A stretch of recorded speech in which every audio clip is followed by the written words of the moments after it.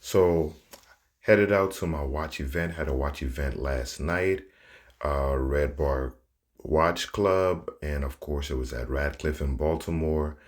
And first thing I do when I go in there, I just love to check out all the different brands, see what they have that's new, what they're available. But what I really love is I love the presentation that each brand has, like a store within a store, and how they tell their story. So you have like Panerai, for example, and their history with, diving and so forth. And it goes on and on. But for me, I just love how each brand tells their story. Brightland, and they're linking kind of like back to football, of course, football season, and their link with sports and IWC, of course. But I love the presentation that each brand has because it gives you the brand identity, the brand DNA, and then it also gives you the selection of what they have now. And then I also like to look at the brands that are not as popular as everybody else, as well as the popular brands too.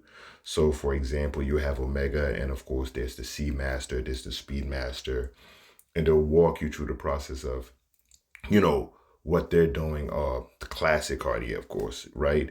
Can't lose with them. I mean, they're the cheat code brand. They're like a jewelry brand, but they're a watch brand. Tudor is one of my personal favorite brands, and of course, you got Rolex.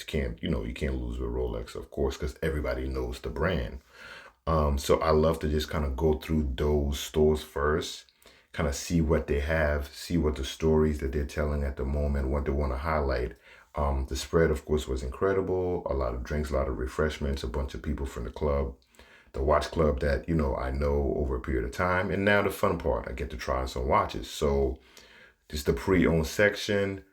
Tried on a Ming, which is just, this watch is so dope. And of course Zenith, I'm always highlighting them here on Ethos Decorum, kind of like a personal favorite of mine.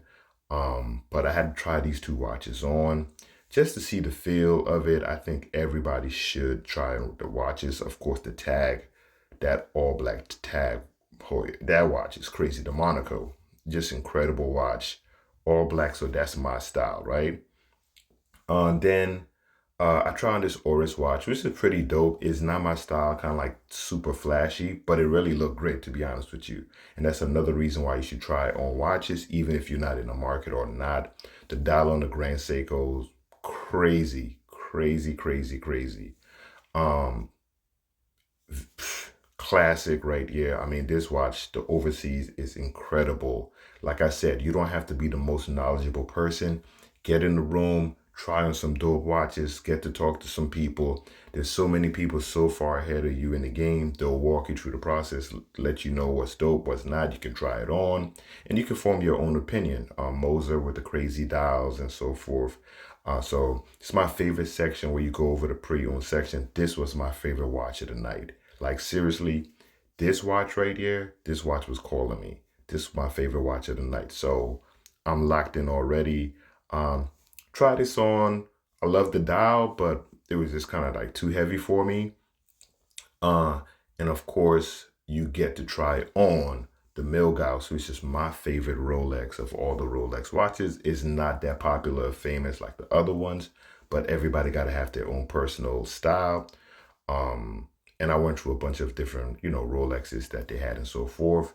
This one of the owners, I've met him like before. He's always given so much information. This dude is a wealth of knowledge.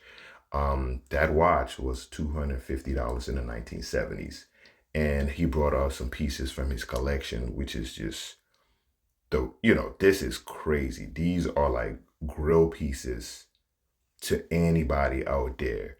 And he just kind of walk us through the different pieces, like what they meant at those times when he got them. This is a Rolex with the Tiffany stamp on there, so it's Rolex and Tiffany. That's rare.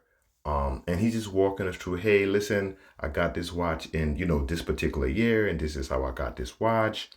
I got this watch over that time. Maybe a lot of people weren't even crazy for this watch when I got it. This watch has to go off for repairs and so forth. It's the John Mayer, of course. So a lot of classic pieces in there, and I love the way he explains stuff to people. He breaks stuff down. And once you're in these spaces, man, you get so much knowledge from so many people who have been doing this for decades. And of course, look what was in the parking lot. Great night.